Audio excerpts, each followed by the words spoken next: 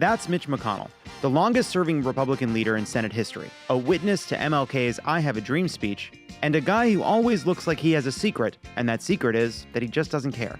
Addison Mitchell McConnell Jr. was born in 1942 in Sheffield, Alabama. At 2 years old, McConnell was struck with polio. His mother drove him to a treatment facility opened under Democrat Franklin D. Roosevelt in Warm Springs, Georgia, where he was nursed back to health. In 1956, McConnell's family moved to Louisville, where he began his political career as his high school student council president. Later, he was a member of the Phi Kappa Tau fraternity at the University of Louisville College of Arts and Sciences, where he graduated with honors in 1964. Which is weird because he doesn't look like a frat guy so much as the frat guy's accountant, who might be skimming a little off the top because he's mad they have girlfriends. At 22 years old, McConnell interned for Senator John Sherman Cooper of Kentucky, which solidified his Senate aspirations. After interning here, I thought I ought to at least give it a shot if I ever had a chance, McConnell said. In 1967, in the midst of the Vietnam War, McConnell graduated from the University of Kentucky's law school. He then enlisted in the U.S. Army Reserve, but McConnell avoided combat, and his discharge has been the subject of controversy. He claims he was discharged for an eye problem, though it seems like the real problem was seeing himself go to Vietnam. In reality, McConnell was discharged 5 days after Senator John Sherman Cooper, his old boss, pulled a few strings for his former star intern. Cooper sent a letter to the general in command of Fort Knox. Mitchell is anxious to clear post in order to enroll at NYU. Please advise when final action can be expected, the letter said. But McConnell never enrolled at NYU.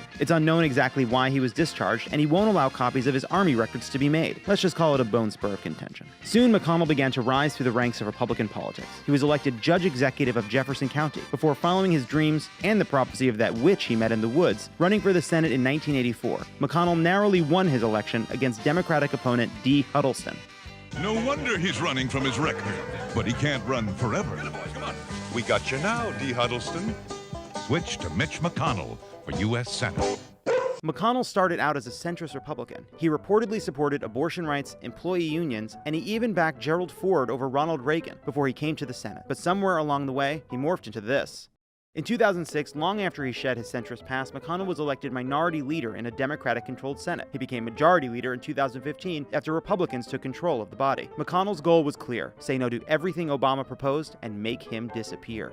Our top political priority over the next 2 years should be to deny President Obama a second term.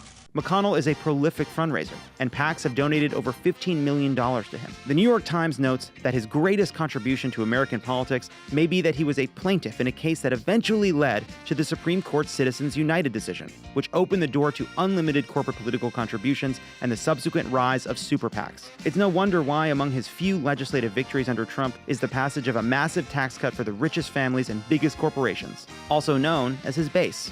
Perhaps McConnell's biggest legacy will be shifting the direction of the Supreme Court and the federal courts to the right. When Justice Antonin Scalia passed away in 2016, President Obama, with 10 full months left in his term, nominated Merrick Garland, a moderate who had previously been praised by many Republicans, to the Supreme Court. But just hours after Scalia's death was announced, and before President Obama even named a replacement, McConnell stepped up and declared that any appointment by the sitting president should be blocked until a new president was sworn into office. Vacancies should not be filled.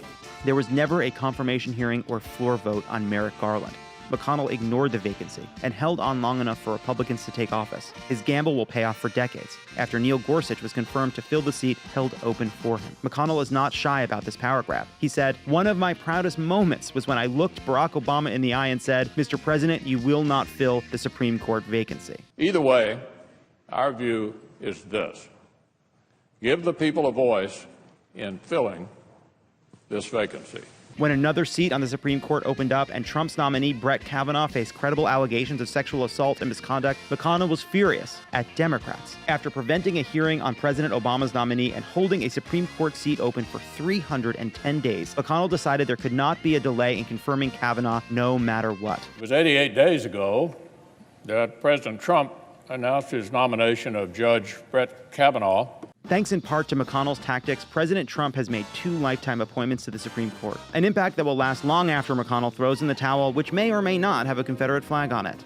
ProPublica notes, the impact of the Scalia seat was made plain again as the court issued 5-4 rulings in favor of Trump's travel ban and anti-abortion groups and against public employee unions, which are the same unions McConnell was for in the 70s. Anything to win. McConnell prides himself on the Supreme Court judges he helped usher in.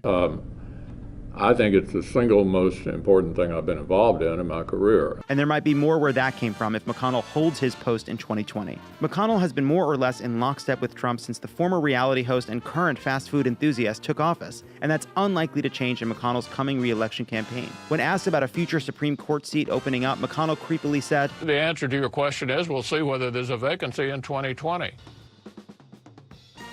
So that's Mitch. What's his secret, you ask? His secret is he doesn't care. Plus the witch thing. Don't forget about the witch thing.